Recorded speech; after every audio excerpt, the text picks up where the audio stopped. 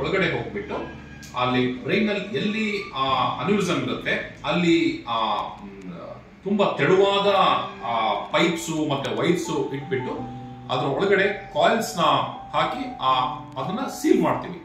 ಅವಾಗ ಸೀಲ್ ಮಾಡಿದಾಗ ರಕ್ತ ಸಂಚಾರ ಅದ್ರ ಒಳಗಡೆ ಆಗದೆ ಮತ್ತೆ ಆ ಅನ್ಯೂರಿಸಮ್ ಬಸ್ಟ್ ಅಂದ್ರೆ ಒಡೆದೋಗದೆ ಇರಂಗೆ ಈ ಕಾಯಿಲ್ಸ್ ನ ಅದನ್ನ ಸೀಲ್ ಮಾಡುತ್ತೆ. ಇದನ್ನ ಎಂಡೋವ್ಯಾಸ್ಕುಲರ್ ಸರ್ಜರಿ ಅಥವಾ aneurysm treatment by endovascular route by coiling ಅಂತ ಹೇಳ್ತೇವೆ. ಇದನ್ನ most commonly trained endovascular surgeon ಇದನ್ನ ಪ್ರೊಸೀಜರ್ ಮಾಡೋದಕ್ಕೆ ಸಾಧ್ಯ ಆಗುತ್ತೆ.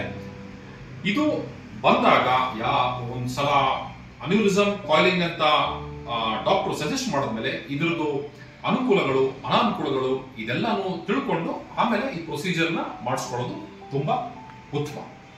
ಇದನ್ನ ವೀಕ್ಷಣೆ